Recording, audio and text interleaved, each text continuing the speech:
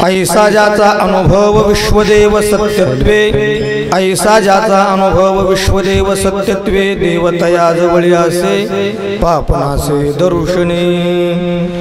काम क्रोधा नाही झाली भूती झाली समता, देवतया जवळी असे पापनासे दर्शने।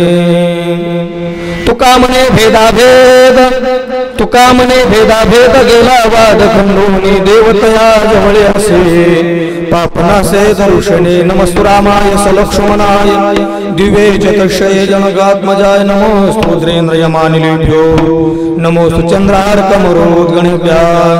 वक्तारमासा देवे वनित्या सरस्वती स्वार्थ समन्वितासे, निरस्त दुस्तर नमामि तं शंकरं अर्चितांग्र्यं। नमो विठ्ठला राजया पांडुरंगा, नमो रुक्मिणी माऊली ज्ञानगंगा, नमो पुंडलिका, नमो चंद्रभागा, नमस्कार माझा रुक्मिणी पांडुरंगा। पांडुरंगा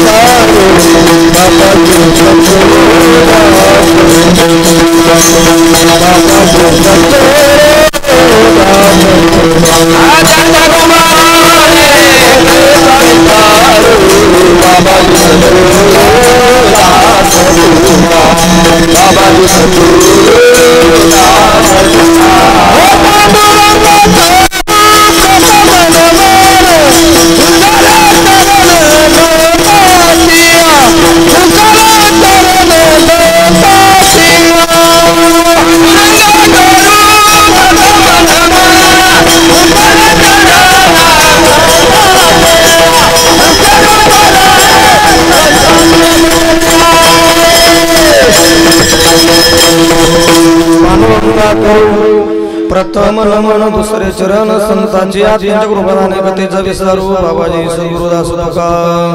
काय माझी वाणी मानेल संतासी, काय माझी वाणी मानेल संतासी, रंगवू चित्तासी अपुलिया।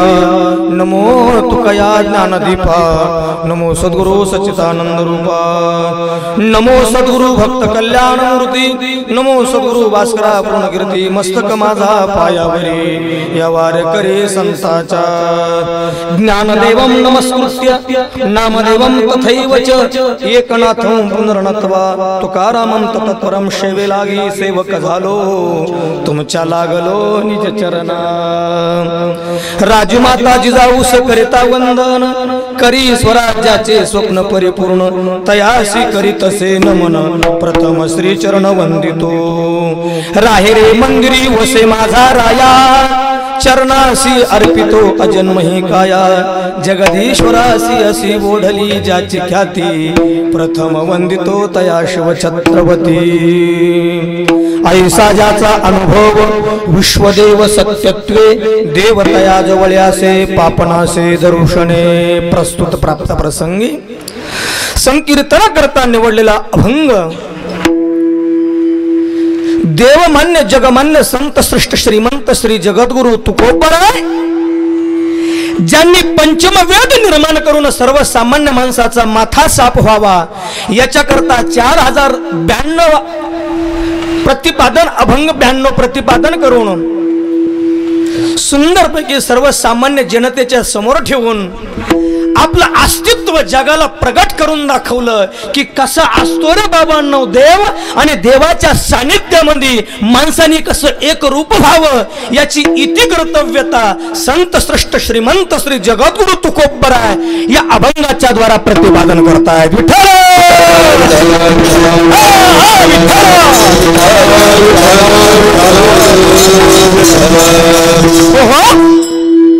सेवेला प्रारंभ करत असताना अल्पस परिहर देणं गरजेचं आहे, महत्वाचं आहे, अगत्यचं आहे. ती वक्त्याची इति कर्तव्यता आहे. 19 वर्षापासून चालत असलेला दैदिप्यमान अखंड नाम सप्ताह तथा ग्रंथराज ज्ञानेश्वरी पारायण श्री संत ज्ञानोबराय सत्संग सेवाभावी trust sector number 1 CBD Navi Mumbai गेली 19 वर्षापासून एवढा मोठा आनंद सोहळा निर्माण करत आहेत. आणि ट्रस्टला नाव काय दिलंय? श्री संत ज्ञानोबराय. जाता जाता फक्त एकच वाक्य सांगतो श्रोळे साहेब, ज्ञानोबराय त्यांना म्हणतात. अरे समाधी सोहळ्याला समाधीला बसल्याच्या नंतर एक ओळख म्हणून आपल्या समोर एक वाळल्याला लाकूड रोवून ठेवतात आणि त्या लाकडालाही फांद्या फुटतात आणि त्याचा आजन्मवृक्ष होतो. याचं नाव ज्ञानोबराय. विठ्ठल विठ्ठल.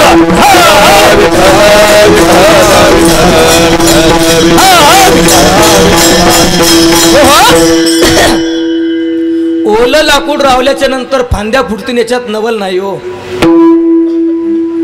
अनंत बाबा महाराज. ओलं लाकूड लावल्यावर फांद्या फुटतील याच्यात नवल नाहीये. अरे वाळलं लाकूड लावल्याच्या नंतर सुद्धा फांद्या फुटाव्यात याला म्हणतात ज्ञानोबराय. पुढे जाऊन बोलू का? ज्ञानोबराय त्याला म्हणतात. अरे श्रीचा तो केला पुरुष उभा याला ज्ञानोबराय म्हणतात. नवे नवे अरे काशीला गेल्याच्या नंतर सुद्धा आपलं अस्तित्व प्रगट करून देत असताना नामदेवरायाबरोबर तीर्थयात्रा केल्या. त्या ठिकाणी कमालाचं सीर धडा वेगळं झालं आणि ज्ञानोबराय म्हणतात कमालाचं सीर कुठे आहे? अरे ते पुन्हा कमाल जशाचा तसा करून दिला याला म्हणतात ज्ञानोबराय. चला पुढे. चालविली जडभंती हरली चांगल्याची भ्रांती याला म्हणतात ज्ञानोबराय. अरे पाशिष्ट निर्माण करून योगाच्या सुद्धा बुद्धीला ताण देणारे माझे ज्ञानोबराय म्हणून त्यांना म्हणतात ज्ञानोबराय. आणि म्हणून आज कोणाला पत्र दिल्या जात नाही. सप्तमीला अष्टमीला प्रस्थान आहे, चालताय का ज्ञानोबरायच्या सोहळ्याला? कोणाला सांगावं लागत नाही. ही सर्व मंडळी न निरोप देतात तिथपर्यंत येते. आणि म्हणून श्री संत सेवा ट्रस्ट या मंडळाने नाव ठेवलं. प्रथमतः सर्व कार्यकर्त्यांना कोटी कोटी धन्यवाद की एवढा मोठा अथंग सोहळा, एवढा मोठा भव्य दिव्य मंडप, सुंदर माईक सिस्टम, माझ्या प्रामाणिक असणारे यशस्वी गायक वादक टाळकरी मंडळी, श्रुती सज्जन मायबाप आणि आपलं मुंबईकराचं सर्वात मोठं काळीज काय असेल तर तो म्हणजे हरिपाठ. मुंबईकराचं सर्वात मोठं काळीज काय असेल तर तो हरिपाठ. ज्ञानोबराय हरिपाठाला एवढं महत्व काय? ज्ञानोबराय म्हणतात हरिपाठ कीर्ती मुख्य जरी गाया पवित्राची पवित्राची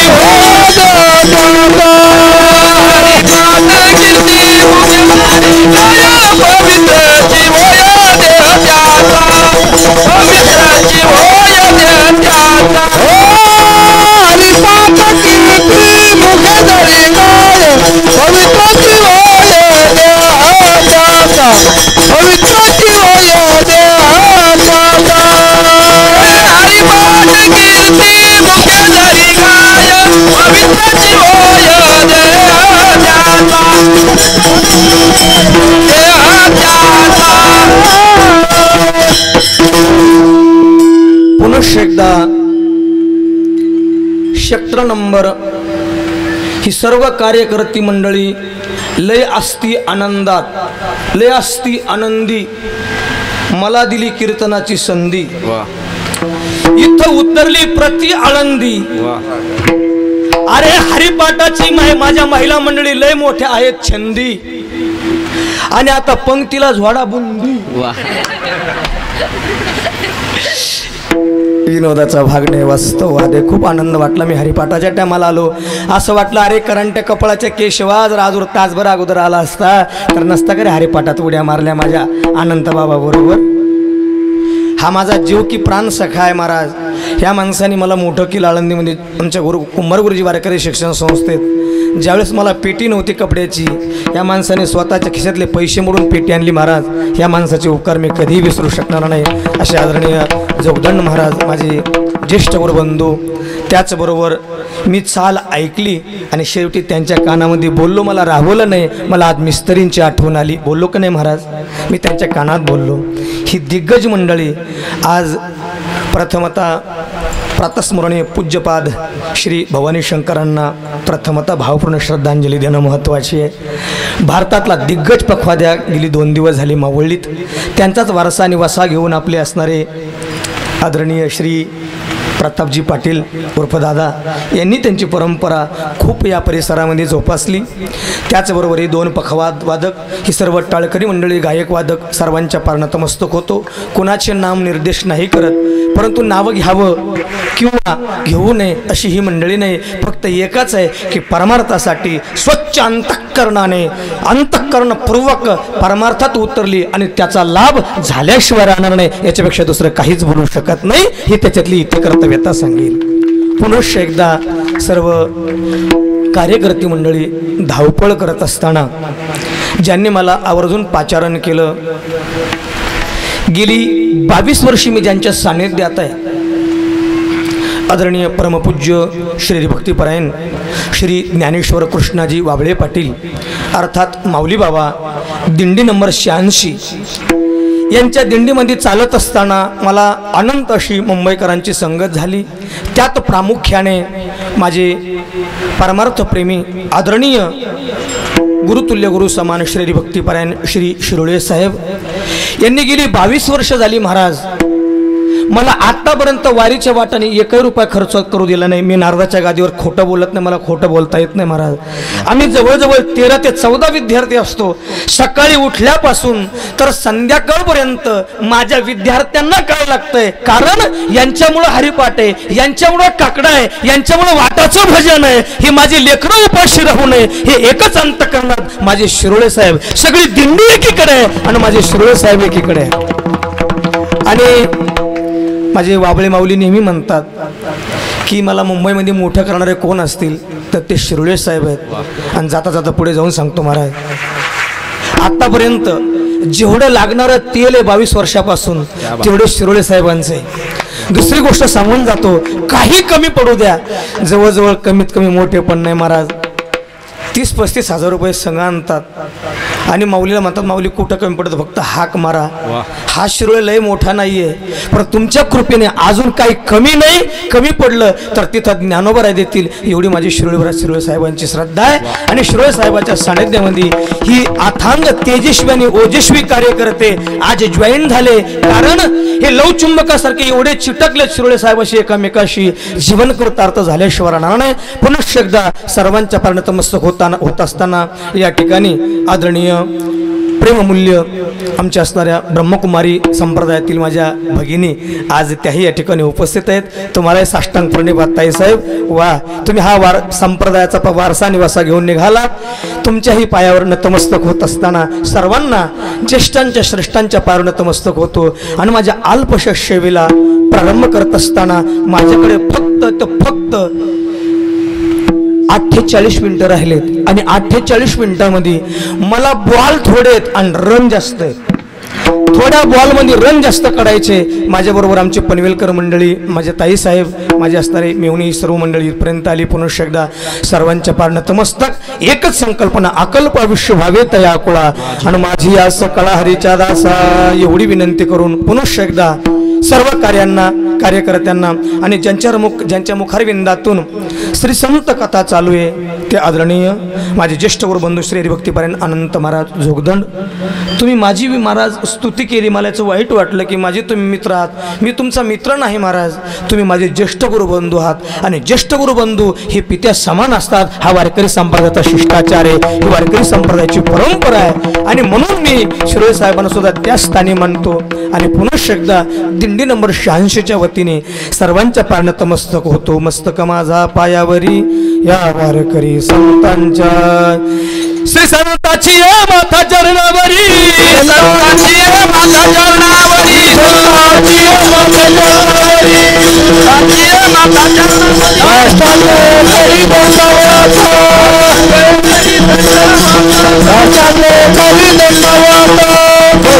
संत श्रेष्ठ श्रीमंत श्री जगद्गुरु योग तुकोबराय या अभंगाच्या द्वारा आपल्याला आलेला अपूर्व अनुभव व्यतीत करतायत. कोण कोणत्या संप्रदायामध्ये वाटचाल करतोय, कोण कोणत्या संप्रदायामध्ये वाटचाल करतोय. सज्जन माय बापांनो, वारकरी संप्रदाय, अनन्य संप्रदाय ही सगळी भूमिका वेगवेगळी जरी दिसत असली तर मात्र प्रत्येकाचं ध्येय वेगळंच आहे. तो परब्रह्म भगवान परमात्म्याचा सो साक्षात्कार व्हावा ही प्रत्येकाची अनुभूती, एवढंच प्रत्येकाचा आनंद आहे. आणि त्याच्यासाठी रात्रंदिवस कष्ट कशा करता असतील तर फक्त सुख भेटावं, समाधान भेटावं. आणि एक वेळेसचा प्रसंग आहे, बहुश्रुत सज्जन मायबाप आहात, संत श्रेष्ठ श्रीमंत श्री जगद्गुरु तुकोबराय चिंतन करण्या कधी कधी घोरड्या डोंगरावर, तर कधी भामचंद्र डोंगरावर, तर कधी पवित्र इंद्रायणीच्या शिळेवर आपलं चिंतन करत असताना श्री विठ्ठल जय विठ्ठल, श्री विठ्ठल जय विठ्ठल, श्री तुकोबराय भंडारा डोंगरावर आहे, साधना चालू आहे. तेवढं म्हणजे आपस साधक गेली, तुकोबरायांनी पाहिलं, डोळे उघडले, भजन आनंद झालेले तुकोबराय. साधकाने विचारलं, तुकोबरायांनी डोळे लावलेत आणि जर तुकोबरायांनी नाही डोळे उघडले तर आपण घेऊन आलेला प्रश्न तुकोबराच्या समोर मांडायचा कसा? लक्षपूर्वक आहे का, माइंड फ्रेश ठेवून आहे का, तरच तुमच्या डोक्यामध्ये कीर्तनाची रूपरेषा आणि कीर्तनाची प्रस्तावना आणि अभंगाचं यथेष्ट तुमच्या डोक्यापर्यंत जाईल. पुन्हा एकदा सांगून जातो, तुकोबरांनी डोळे लावले आणि ही मंडळी विचारतात तुकोबरा डोळे कधी उघडणार. यांची कुजबूज ऐकली आणि संत श्रेष्ठ श्रीमंत श्री जगद्गुरु तुकोबरांनी डोळे उघडले. पाहताय तर 10-5 साधक आहेत. तुकोबरांनी विचारलं, कशा करता आलाय? तुकोबा डोळे उघडले. हो बोला ना. तुकोबराय तुमच्या चेहऱ्याकडे पाहिल्याच्या नंतर कोटीमधन ववाळून टाकावं अशी परिस्थिती निर्माण होते. तुमच्या चेहऱ्याकडे पाहिल्याच्या नंतर अष्टसात्विक भाव निर्माण होतात. तुकोबराय असं वाटतं तुमच्या स्वरूपात साक्षात परब्रह्म भगवान परमात्मा दर्शन देतील की काय याची अनुभूती येते. तुकोबराय आम्ही अत्यंतिक दुःखाने दुःखी झालोय, आम्हाला सुख आणि समाधान कशाने प्राप्त होईल? कारण आधिदैविक, आध्यात्मिक आणि आधिभौतिक 3 तापाने आपली तप्त झालेलं आहे. रात्रंदिवस आम्ही दुःखाला सामोरे जातो. तुकोबराय तू सुख शोधत शोधत आम्ही तुमच्यापर्यंत आलोय. तुकोबराय सुख कशात मिळेल सांगा ना. तुकोबराने सांगितलं, बाबांनो सुख जर हवा असेल, सुख वसे हे चिठाई बहुपाई संताची, सुखाची अपेक्षा करणार आहे. कारण आत्यंतिक दुःखाने दुःखी झालोय आणि सुख जर हवं असेल, आत्यंतिक दुःखाची निवृत्ती आणि परमानंदाची प्राप्ती व्हावी असं जर वाटत असेल तर सज्जन हो, त्याच्याकरता प्रथमतः अंतःकरणात बसलेलं जे द्वैत आहे, जो भेद आहे तो नष्ट करा. जोपर्यंत द्वैत नष्ट करत नाही, जोपर्यंत अभेद जात नाही, तोपर्यंत अभेदाचा अनुभव येऊ शकत नाही. हा त्याच्यातला सिद्धांत आहे. पुन्हा एकदा ऐका, मी पदरचं सांगत नाही. विष्णुमय जग वैष्णवाचा धर्म, विष्णुमय जग वैष्णवाचा धर्म, विष्णुमय जग वैष्णवाचा धर्म, विष्णुमय जग वैष्णवाचा धर्म. वेदा वेद ब्रह्म अमंगल, वेदा वेद ब्रह्म अमंगल बोला. वेदा वेद ब्रह्म अमंगल, ओ वेदा वेद ब्रह्म अमंगल, वेदा वेद ब्रह्म